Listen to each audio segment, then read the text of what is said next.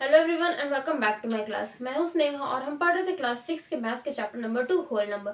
पिछली वीडियो में हमने देखा था एनसीईआरटी के कुछ एग्जांपल्स को और आज हम स्टार्ट करने जा रहे हैं एक्सरसाइज 2.2।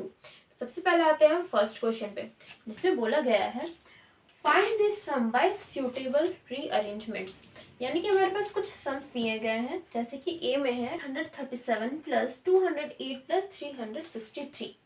अब हमें क्या करना है, इसे ऐड करना है। हम इसे डायरेक्ट भी तो ऐड कर सकते हैं कि हमने कर दिया 837 प्लस 208 प्लस 363। हम डायरेक्ट भी ऐड कर सकते हैं। पहले इन दोनों को ऐड किया, फिर जो भी आंसर है उसमें 363 को ऐड कर दिया, तो हमारा आंसर तो सेम निकलेगा। तो फिर इसमें रीअरेंजमेंट करने का ज़रूरत क्या है? रीअरेंजमेंट करने के लिए इसीलिए बोला गया है क्योंकि अगर हम इसे जो 3 नंबर हमारे पास गिवन है उसे हम क्या करेंगे, पहले कोई तो ऐसे नंबर को ऐड करेंगे जिसका वैल्यू थोड़ा इजी इजी कहने का मतलब है उसका जो लास्ट डिजिट हो वो जीरो में आए। जीरो में आने से वो क्या हो जाएगा, ये जो सम हो जाएगा वो थोड़ा इजी हो जाएगा। हम चाहे तो डायरेक्ट भी कर सकते हैं, जैसे कि अगर हम करें 837 में 208 को अगर हम ऐड करेंगे तो क्या हो जाएगा, 8 प्लस 7 15 हो जाएगा, 5 कैरी 1 3 और 4 8 2 11 इतना हो जाएगा। यहाँ पर क्या हो रहा है, लास्ट में 5 आ रहा है। अब हमें क्या करना होगा, इसमें 363 ऐड करना पड़ेगा अगर हम बिना रीअरेंजमेंट इसे ऐड करते हैं तो।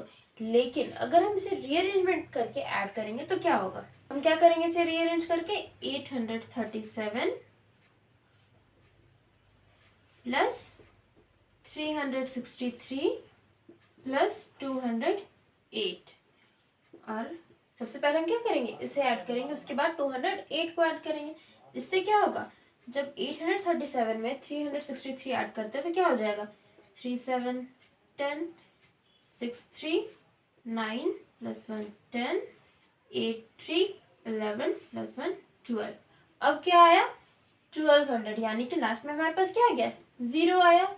जैसे ही लास्ट में किसी भी डिजिट का जीरो होता है तो उस पर किसी भी सम को करना क्या हो जाता है, इजी हो जाता है। इसीलिए हम कोई ऐसे दो नंबर को चूज करेंगे जिसे ऐड करने के बाद लास्ट में क्या है, जीरो है, जैसे कि यहाँ पर आया। अब इन दोनों को ऐड करने से तो जीरो आ नहीं रहा था, 5 आ रहा था लास्ट में, इसलिए हमने क्या किया, इन दोनों नंबर्स को चूज किया। हमने क्या किया, डायरेक्ट सबसे पहले 7 प्लस 3 10 होता है, यानी जीरो आएगा लास्ट में, तो हमने डायरेक्टली इसे लिख दिया। उसके बाद फिर हम क्या कर देंगे, इसमें प्लस 208 कर देंगे, तो आंसर क्या हो जाएगा,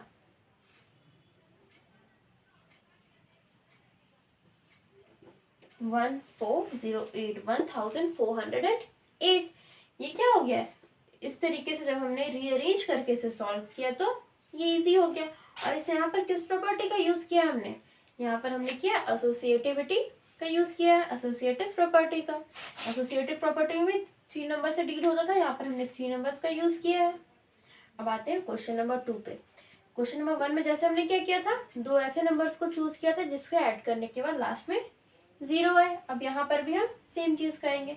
अब यहाँ पर देखते हैं, यहाँ 2 है, यहाँ 3 है, यहाँ 8 है, यहाँ 7 है। अब हम किन दो नंबर्स को चूज करें, 2 में जब 3 ऐड करेंगे तो आंसर क्या आएगा, 5 आएगा, यानी कि इसका लास्ट डिजिट जीरो नहीं होगा, तो हम इसे हटा देते हैं।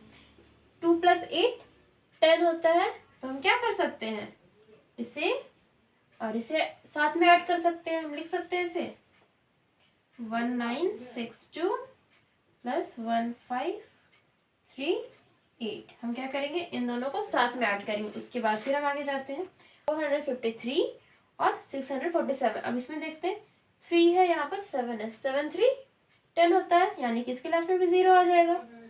453 प्लस 647, हमने इन दोनों को ले लिया। अब जब इसे सॉल्व करेंगे तो ये क्या हो जाएगा, इसे हम ऐड कर देते हैं।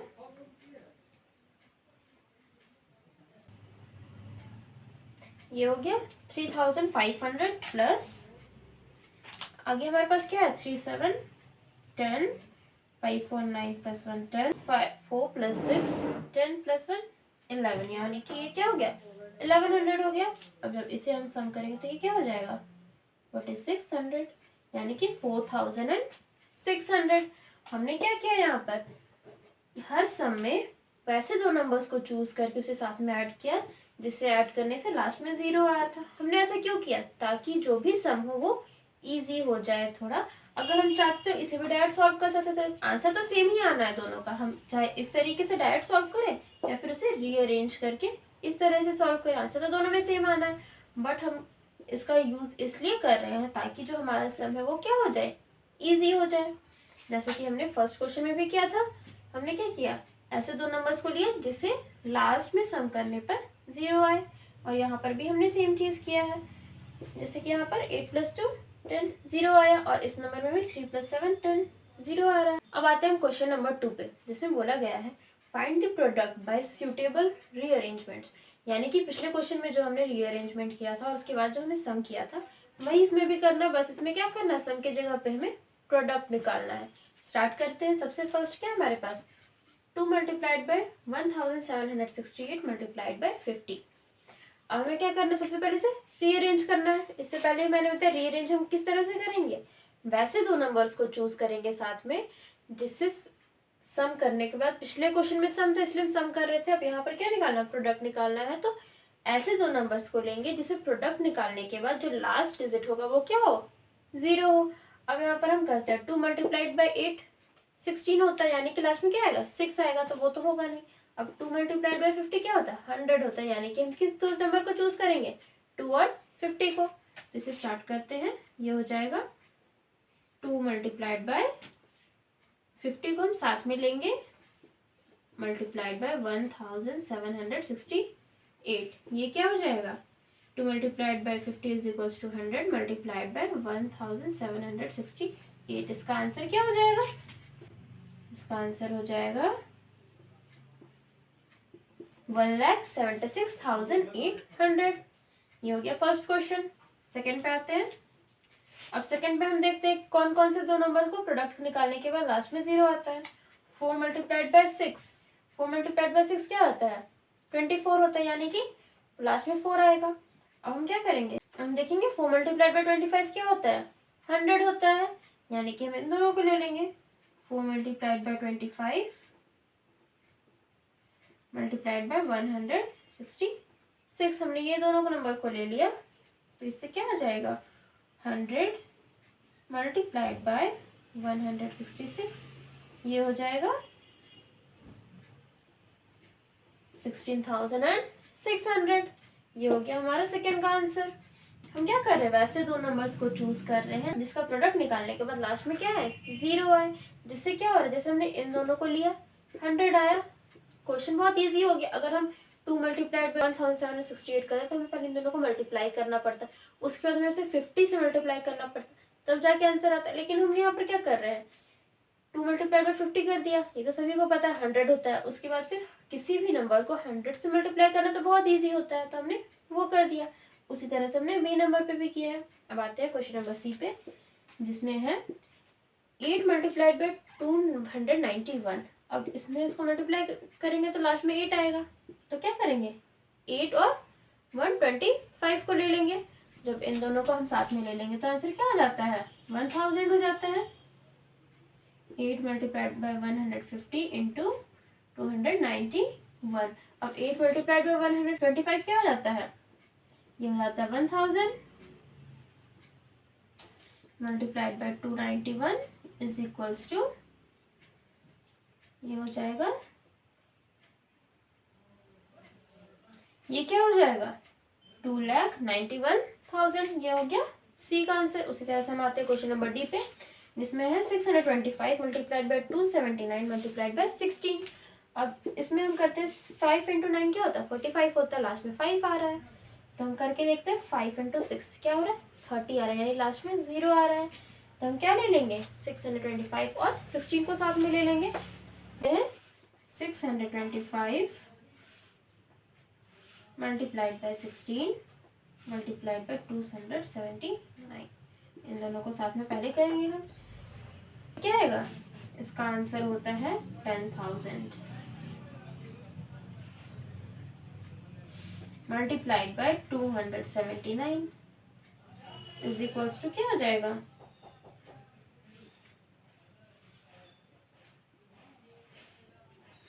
27,90,000। आंसर बहुत इजी से आ गया। अगर हम 625 में 279 मल्टीप्लाई करते तो क्या हो जाता, थोड़ा डिफिकल्ट हो जाता। कुछ नंबर आते हैं लास्ट में 5 आता और उसको किसी भी नंबर से मल्टीप्लाई करना थोड़ा सा डिफिकल्ट होता एज कम्पेयर टू दिस। यहाँ पर 10,000 था, 0 0 ऐसा रहा तो हमने क्या किया, डायरेक्ट मल्टीप्लाई कर लिया। अब आते हैं क्वेश्चन नंबर ई पे जिस पे है 285 मल्टीप्लाई बाय 5 मल्टीप्लाई बाय 60। अब इस क्वेश्चन में हम सिंपली देख रहे हैं 5 और 60 को मल्टीप्लाई करना ज़्यादा इजी है, और 5 यहाँ पर 60 में तो 0 है ही, तो मतलब आंसर 0 में ही आना है लास्ट का। तो हम क्या कर देंगे, 5 और 60 को पहले मल्टीप्लाई कर लेंगे। ये हो जाएगा 5 मल्टीप्लाइड बाय 60 मल्टीप्लाइड बाय 285। अब ये क्या हो जाएगा, 300 मल्टीप्लाइड बाय 285। ये हो जाएगा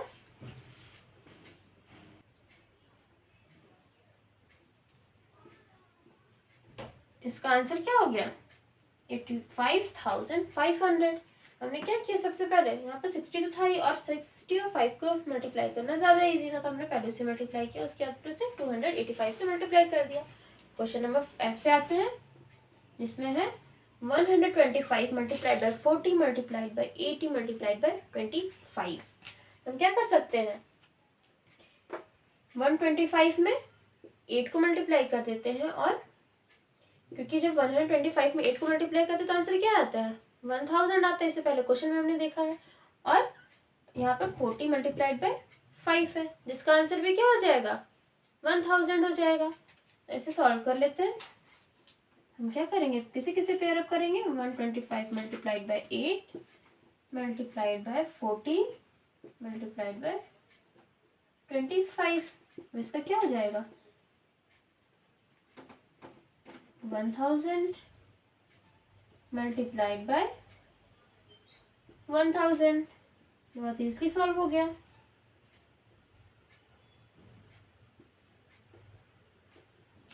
ये हो गया 10 लाख, हमारा आंसर आ गया। इसमें हमने क्या किया, हमने से पहले क्वेश्चन में ही देखा था 125 मल्टीप्लाइड बाय 8 क्या हो जाता है, 1000 होता है, और 40 मल्टीप्लाइड बाय 25 1000 होता है। ये तो हमने क्या कर लिया, इसे बहुत इजली से सॉल्व कर लिया। ये हो गया क्वेश्चन नंबर 2। हम आते हैं क्वेश्चन नंबर 3 पे। अब हम आते हैं क्वेश्चन नंबर 3 पे जिसपे बोला गया है find the value of the following. हमारे पास कुछ क्वेश्चंस दिए हैं, हमें क्या निकालना है, इसका वैल्यू निकालना है। अब हम फर्स्ट क्वेश्चन में हमारे पास क्या है, 297 multiplied by 17 plus 297 multiplied by 3। अब जब इसे डायरेक्ट सॉल्व करना चाहेंगे तो ये तो बहुत लंबा पड़ जाएगा। सबसे पहले हमको 297 में 17 को मल्टीप्लाई करना पड़ेगा, उसके बाद फिर 297 में 3 को मल्टीप्लाई करने पड़ेगा, उसके बाद फिर हमें इसे ऐड करना होगा, जो कि थोड़ा लेंथी भी जाएगा और थोड़ा डिफिकल्ट भी हो जाएगा। तो इसे आसान बनाने के लिए हम क्या कर सकते हैं, हम इसमें क्या करेंगे, प्रॉपर्टीज का यूज करेंगे जो हमने पहले पढ़ा था। अब इस पे हम जो फॉर्मेट देख रहे हैं, हमने यहाँ पर क्या है 297 है, यहाँ भी 297 है। ये किस फॉर्मेट में आ रहा है, a multiplied by b plus a multiplied by c। यहाँ पर 3 अलग अलग नंबर है, ये एक नंबर है, यहाँ पर भी सेम नंबर है, और ये एक अलग नंबर है, ये एक अलग नंबर है, a b c। और इसके फॉर्मेट में ये a into B plus a into C. और ये किस प्रॉपर्टी के अंदर आ रहा है, ये आएगा हमारा डिस्ट्रीब्यूटिव प्रॉपर्टी के अंदर, जो हमारा फोर्थ प्रॉपर्टी था। डिस्ट्रीब्यूटिव प्रॉपर्टी क्या था, a multiplied b plus c ये था, और ये किसके इक्वल होता है, a multiplied by b plus a multiplied by c। अब ये जो क्वेश्चन है वो भी कुछ इसी तरह का है, a multiplied by b plus a multiplied by c। तो हम क्या कर सकते हैं, इसको इसमें चेंज कर सकते हैं, यानी कि इस पूरे क्वेश्चन को हम क्या करेंगे, इस फॉर्मेट में चेंज कर देंगे। तो हम इसको कैसे लिख सकते हैं, ये हमारे पास क्या है 297 क्या है, a के प्लेस पे है, तो हम यहाँ पर लिख देंगे 297। हमें इस फॉर्मेट में बनाना है, मल्टीप्लाइड बाय b की जगह पे क्या है 17 प्लस 3 की जगह पे क्या है, c की जगह पे 3 है।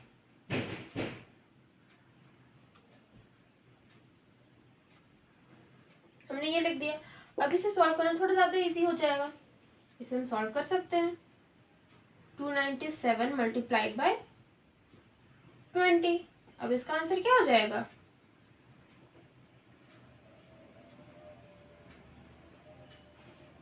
5940। ये निकल गया इसका आंसर। यहाँ पर हमने क्या किया, डिस्ट्रीब्यूटिव प्रॉपर्टी का यूज किया, जिससे क्या हो गया, कैलकुलेशन हमारा इजी हो गया। अगर हम इसे डायरेक्ट सॉल्व करना चाहते तो हमने क्या किया, एक बार में 297 में डायरेक्ट 20 को मल्टीप्लाई कर दिया तो हमारा आंसर आ गया। लेकिन अगर हम डायरेक्ट सॉल्व करते तो क्या हो जाता, 297 को पहले 17 से मल्टीप्लाई करना होता, उसके बाद 297 को 3 से मल्टीप्लाई करना, उसके बाद फिर हम ऐड करते। लेकिन हमने क्या किया, डिस्ट्रीब्यूटिव प्रॉपर्टी का यूज करके बहुत ईजी वे में इसे सॉल्व कर लिया। उसी तरह से आते हैं क्वेश्चन नंबर बी में, जिसमें है 54,279 multiplied by 92 plus 8 multiplied by 54,279। अब जब हम सेकंड क्वेश्चन को देख रहे हैं तो हमें सेम फॉर्मेट दिख रहा है जो कि फर्स्ट क्वेश्चन में था। यहाँ पर भी दो नंबर सेम है, 54,279, उसके बाद फिर एक 92 और एक 8 है, और फॉर्मेट क्या है, बिल्कुल सेम है। तो हम क्या करेंगे, इसी फॉर्मेट में इसे बना लेंगे डिस्ट्रीब्यूटिव प्रॉपर्टी का यूज करके। इसे हम कैसे लिख सकते हैं, ए की जगह पे क्या है 54,279 मल्टीप्लाइड बाय बी की जगह पे 92, सी की जगह पे 8। हमने ये कर लिया। अब इसे हम सॉल्व कर सकते हैं बहुत इजीली। ये क्या हो जाएगा, 54,279 मल्टीप्लाइड बाय 92 प्लस 8 हो जाएगा।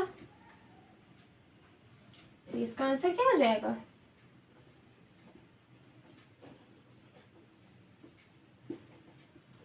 54,27,900।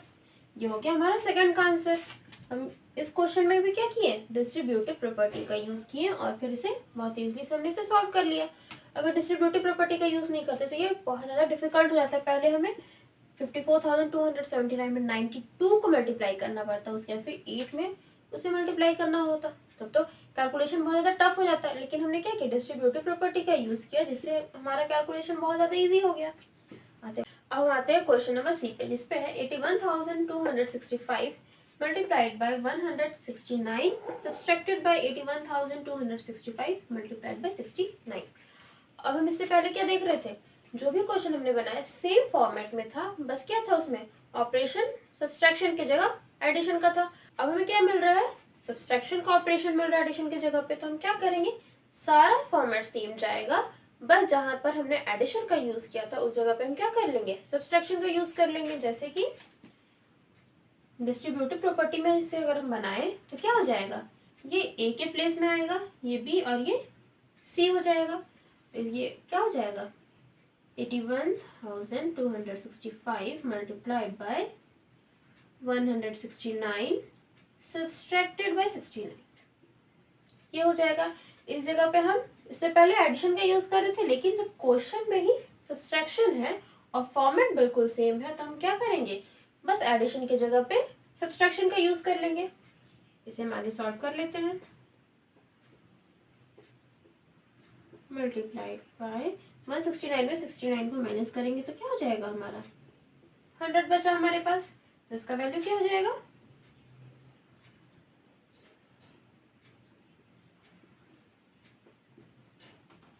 81,26,500।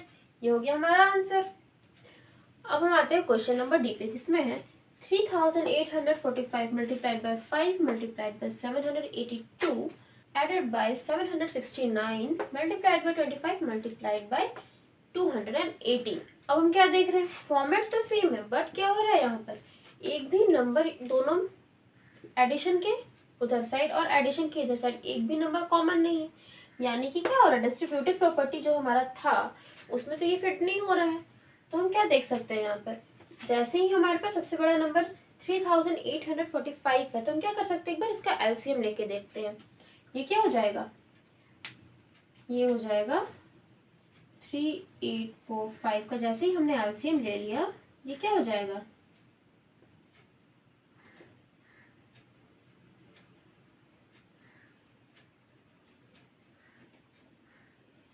अब हमने जैसे ही फर्स्ट एलसीएम में ही ये क्या आया, 5 इंटू 769। अब 769 इसमें है, यहाँ पर हम देख सकते हैं हमारा जो पहला नंबर है वही क्या है, 769। हमें डिस्ट्रीब्यूटिव प्रॉपर्टी में क्या करना होता है, एक कॉमन निकालना होता है, जैसे कि हमने इस क्वेश्चन में निकाला था। अब यहाँ पर 3845 को जब हम 769 मल्टीप्लाइड बाय 5 लिख देंगे तो क्या हो जाएगा, दोनों साइड में 769 कॉमन आ जाएगा, तो हम इसका यूज कर सकते हैं। तो हम इसे लिख देते हैं, इसका एलसीएम क्या आ गया, 769 मल्टीप्लाइड बाय 5 ये आया। अब जो है बाकी हम उतार देंगे, multiplied by 782 plus 769 multiplied by 25 multiplied bye 280, ये तो हो गया। अब यहाँ पर हमारे पास क्या हो गया, 769 दोनों साइड में कॉमन आ गया। अब हम आगे देख सकते हैं 5 मल्टीप्लाइड बाय 5 और यहाँ पर 25 है। अब 5 मल्टीप्लाइड बाय 5 का वैल्यू क्या होता है, 25 ही होता है, तो इसके जगह पे हम 25 का यूज कर सकते हैं। तो दोनों साइड में हमारा कॉमन क्या आ जाएगा, 769 मल्टीप्लाइड बाय 25 आ जाएगा कॉमन, और हमारा जो बचा हुआ नंबर बचेगा वो क्या हो जाएगा, 782 और 218, जो कि बी और सी का काम करेगा। तो इसे आगे सॉल्व करते हैं। कॉमन हम क्या ले लेंगे, 769 multiplied by 25 multiplied by 782 plus 218। अब हम इसे सॉल्व कर लेते हैं, इसका वैल्यू क्या हो जाएगा। अब यहाँ पर 769 मल्टीप्लाइड बाय 25 का वैल्यू क्या हो जाएगा, ये हो जाएगा 19,225। अब इसे हम ऐड कर लेते हैं, ये क्या हो जाएगा, ये हो जाएगा हमारा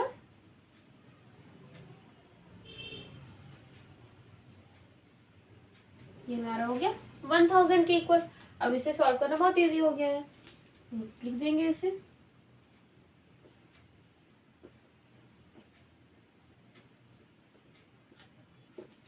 अब इसका वैल्यू क्या हो गया, 1,92,25,000, ये हो गया डी का आंसर। ये देखने में कितना डिफिकल्ट लग रहा था, लेकिन जैसे ही हमने इसे सॉल्व करना स्टार्ट किया डिस्ट्रीब्यूटिव प्रॉपर्टी के थ्रू, ये क्या हो गया, बहुत ज़्यादा इजी हो गया। बस हमें कहाँ पर थोड़ा सा दिमाग लगाना पड़ा, जहाँ पर हमारे पास जब कॉमन नहीं था तो हम क्या करेंगे, जो नंबर हमारे पास गिवन है हम उसी में से किसी को यूज़ करके कॉमन बनाएंगे। जैसे कि हमने यहाँ पर 3845 को कॉमन बनाया, किसमें तोड़ के 769 था यहाँ पर, तो हमने 769 इंटू 5 कर दिया, तो ये कॉमन निकल गया। ये हो गया हमारा डी का आंसर। हम क्वेश्चन नंबर 4 पे, जिसपे है find the product using suitable property, जिसमें क्या करना है, हमें जो क्वेश्चन हमारे पास गिवन है हमें क्या करना है, प्रॉपर्टीज का यूज करके उसे सॉल्व कर देना है। तो फर्स्ट में हमारे पास क्या है, 738 मल्टीप्लाइड बाय 103। अब 738 को 103 से जब हमको मल्टीप्लाई करना है तो 103 को हम क्या कर सकते हैं, 103 को अगर हम 100 प्लस 3 लिखे तो 738 को 100 से मल्टीप्लाई करना तो बहुत इजी हो जाएगा, और 738 को 3 से मल्टीप्लाई करना भी बहुत इजी होगा कंपेयर टू 103। तो हम उस तरीके से कर सकते हैं, इसे सॉल्व करते हैं। 738 हम क्या करेंगे, 103 को एक्सपेंड कर देंगे किसमें, 100 प्लस 3 में।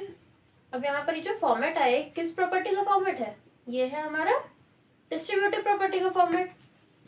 ये हो गया 738 को हम पहले किससे मल्टीप्लाई करेंगे, 738 multiplied by 100 plus 738 multiplied by 3। इसे सॉल्व कर लेते हैं।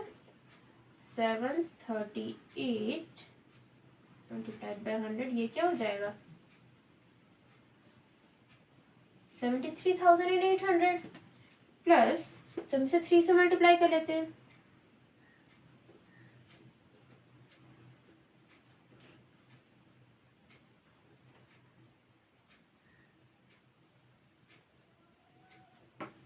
ये हो गया 22,014।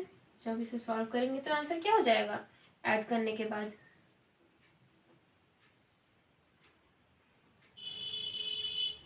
76,014, यानी कि जब 738 को हम 103 से मल्टीप्लाई करेंगे तो आंसर क्या होगा, 76,014।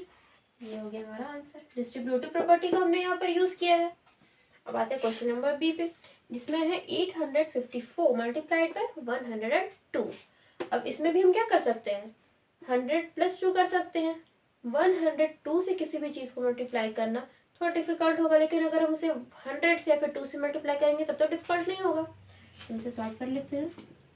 डिस्ट्रीब्यूटिव प्रॉपर्टी लगा देते हैं यहाँ पर, मल्टीप्लाइड बाय 100 प्लस 2, क्या हो जाएगा 854 multiplied by 100 plus 854 multiplied by 2, ये हो जाएगा हमारा 854 0 85,400 प्लस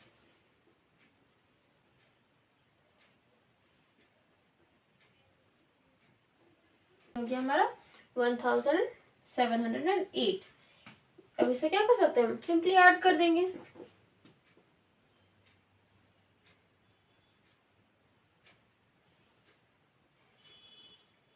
इट इज 7108। ये आ गया हमारा आंसर। कितना इजी हो गया इसे सॉल्व करना, जैसे ही हमने इसमें क्या किया, प्रॉपर्टी का यूज कर लिया। आते हैं क्वेश्चन नंबर सी पे।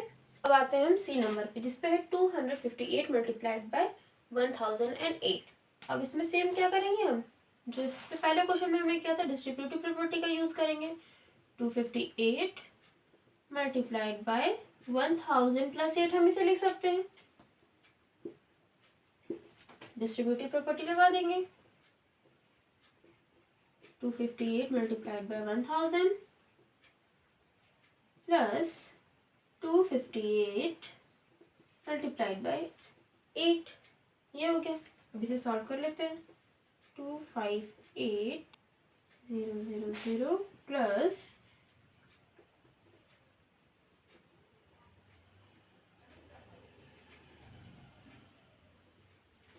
ये आ गया। अब इसे हम ऐड कर लेते हैं।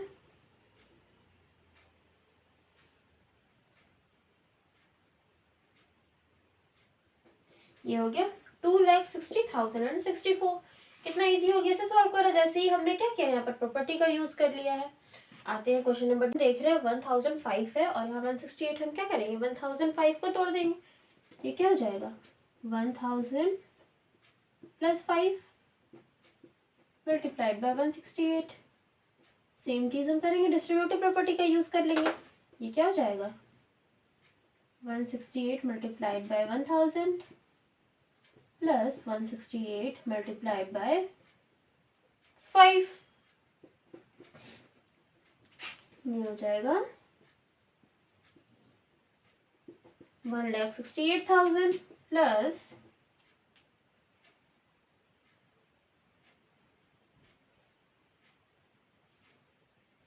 840।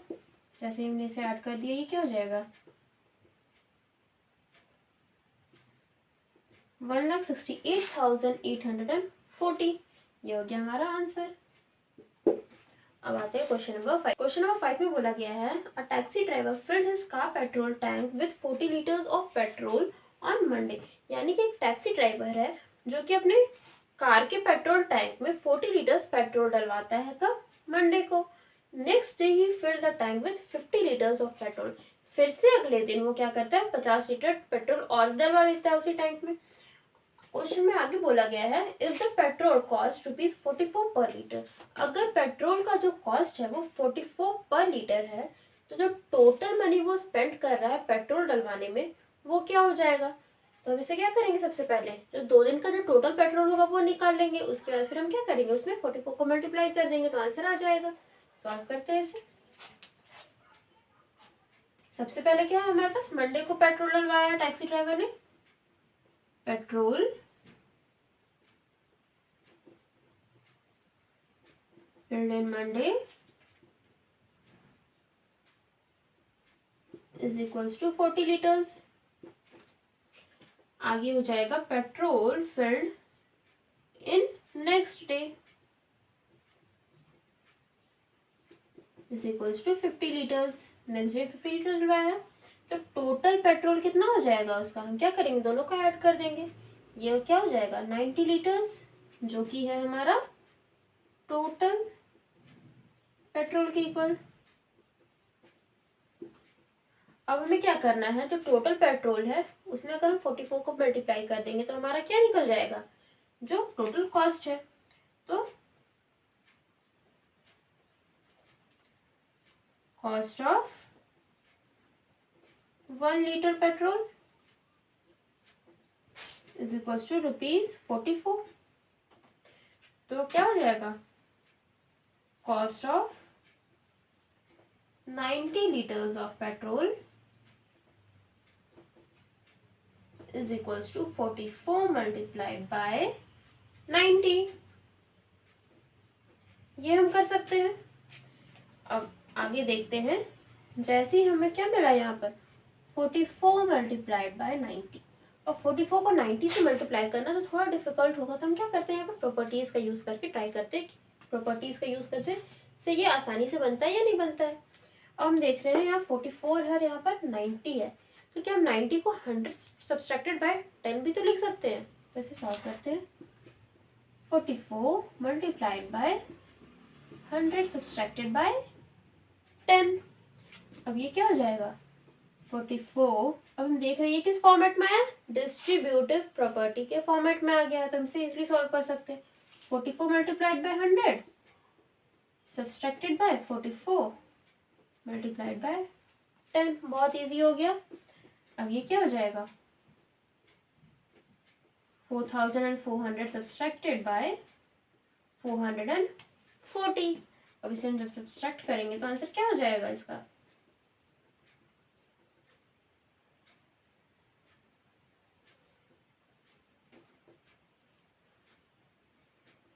3960। ये हो गया आंसर। ये क्या हो गया रुपीज में, ये जो हो गया हमारा total cost.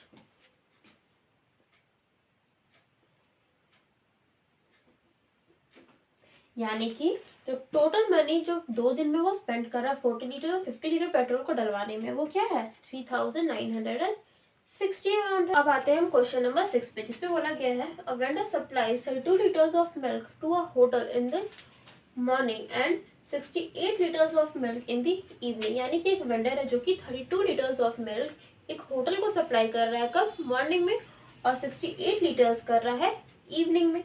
If the milk cost ₹45 per litre, यानी कि अगर मिल्क का cost ₹45 per litre, how much money is due to the vendor per day. यानी कि वेंडर का हर दिन का मनी कितना बनता है उस होटल पे जो जिसमें वो 32 लीटर्स ऑफ मिल्क सुबह को पे कर दे रहा है और 68 लीटर्स मिल्क शाम को दे रहा है। तो इसे निकालने के लिए हम क्या करेंगे, जो टोटल मिल्क हो जाएगा एक दिन का, वो क्या हो जाएगा मॉर्निंग का और इवनिंग का जो मिल्क होगा उसे हम ऐड कर लेंगे, वो टोटल हो जाएगा। उसके बाद हम क्या करेंगे, जो पर लीटर का कॉस्ट है उसमें मल्टीप्लाई कर देंगे, तो हमारा आंसर आ जाएगा। सॉल्व कर लेते हैं इसे। A vendor supplies 32 liters of milk. Supply of milk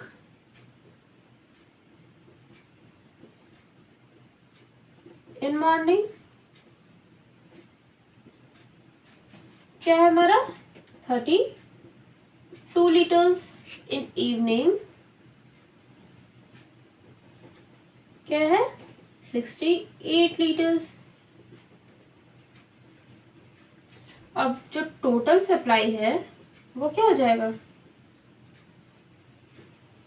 हम इन दोनों को ऐड कर देंगे, जो जो टोटल सप्लाई होगा वो निकल जाएगा। ये हो जाएगा हमारा 100 लीटर्स, यानी कि एक दिन में वो सुबह को और शाम को मिला करके टोटल 100 लीटर्स ऑफ मिल्क उस होटल को दे रहा है। और 1 लीटर का कॉस्ट क्या है हमारे पास, गिवन है 45 है। Cost of 1 litre milk is equals to ₹45। तो कॉस्ट ऑफ 100 लीटर्स का क्या हो जाएगा, cost of 100 litre milk is equals to 100 multiplied by 45, ये हो जाएगा 4500। हो गया। अब यहाँ पर हमने किसी प्रॉपर्टी का तो यूज नहीं किया है। क्यों नहीं किया है, क्योंकि यहाँ पर हमारे पास ऑलरेडी 100 है, जो कि किसी भी नंबर से 100 को मल्टीप्लाई करना बहुत ज़्यादा इजी होता है, तो हमें यहाँ पर किसी प्रॉपर्टी का यूज़ करने का ज़रूरत ही नहीं है। प्रॉपर्टीज हम कब यूज़ करते हैं, जब किसी हार्ड कैलकुलेशन को हमें ईजी बनाना हो। जब कैलकुलेशन पहले से ही इतना ईजी है तो हम इसे और क्या ईजी बनाएंगे, इसलिए हमने यहाँ पर प्रॉपर्टी का यूज़ नहीं किया, हमने डायरेक्ट यहाँ पर सॉल्व कर दिया है। अब आते हैं क्वेश्चन नंबर 7 में, जिसमें है मैच द फॉलोइंग। यहाँ पर हमारे पास कुछ क्वेश्चंस दिए हुए हैं, हमें क्या करना है इसमें, इसके आगे बुक में कुछ प्रॉपर्टीज गिवन है और हमें क्या करना है, उसे मैच करना है। तो हम यहाँ पर सिंपली क्या करेंगे, जो भी क्वेश्चन है हम उसे फाइंड आउट करके उसके आगे उसका प्रॉपर्टी लिख देंगे। तो फर्स्ट क्वेश्चन हम देखते हैं, 425 मल्टीप्लाइड बाय 136। यहाँ पर हमारे पास क्या एक मल्टीप्लीकेशन दिया हुआ है, उसके आगे हम देखते हैं क्या है, is equals to 425 multiplied by 6 plus 30 plus 100।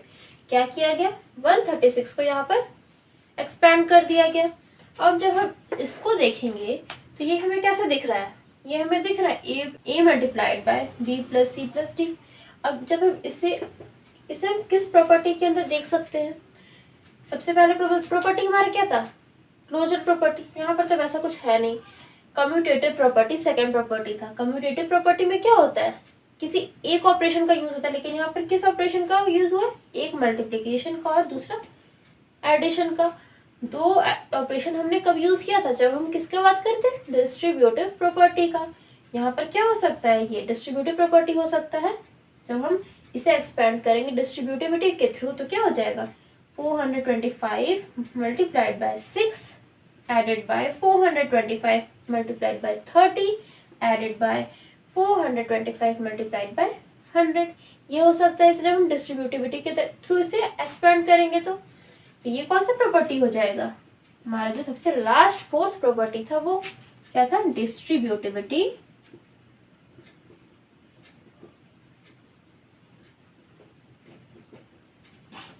Under multiplication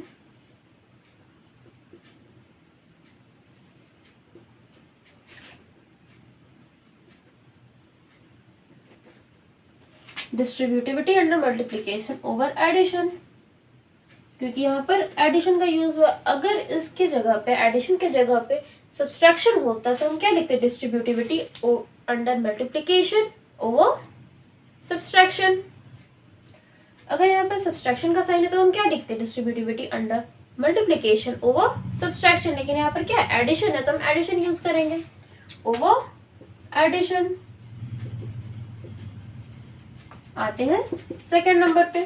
second पे हम क्या देख रहे हैं, 2 multiplied by 49 multiplied by 50 is equals to 2 multiplied by 50 multiplied by 49। यहाँ पर हमें सिंपली क्या दिख रहा है कि यहाँ पर भी 2 है, यहाँ भी 2 है। 49 49 50 50, बीच में क्या है, मल्टीप्लिकेशन का साइन है। बस यहाँ पर क्या हुआ है, ऑर्डर चेंज हुआ है। 49 जो कि सेकंड प्लेस पे था वो इज इक्वल्स टू के उधर साइड क्या हो गया, वो लास्ट प्लेस पे चला गया है। यहाँ पर बस ऑर्डर चेंज हुआ, और ऑर्डर से किस में डील होता है, कम्यूटेटिव प्रॉपर्टी में। यहाँ पर तो ब्रैकेट का यूज किया नहीं गया है, यहाँ पर बस डायरेक्ट लिखा गया है। यानी ये किसके अंदर आएगा, कम्यूटेटिविटी। और कौन से ऑपरेशन में है, मल्टीप्लिकेशन। तो ये क्या हो जाएगा, कम्यूटेटिविटी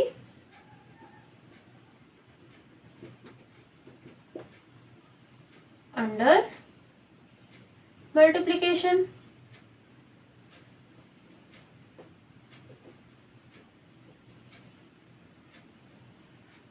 ये हो गया सेकंड का। इसी तरह से हम थर्ड में आते हैं, 80 प्लस 2005 प्लस 20।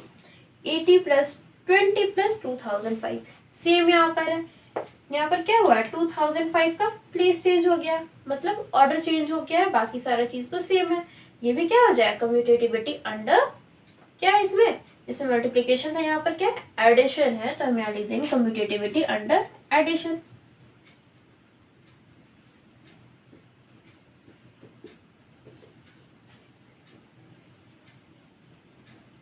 अंडर एडिशन ये हो गया हमारा। हमने क्या किया, जो भी क्वेश्चन था उसको हमने समझा और उसके आगे हमने उसको प्रॉपर्टीज लिख दिया जैसे कि क्वेश्चन में करना था। तो आज हमने कंप्लीट किया एनसीईआरटी के एक्सरसाइज 2.2 को। जिन्होंने भी अभी तक हमारे चैनल को सब्सक्राइब नहीं किया वो जल्दी से हमारे चैनल को सब्सक्राइब करें, इस वीडियो पे ज़्यादा से ज़्यादा लाइक और कमेंट करें। Thank you.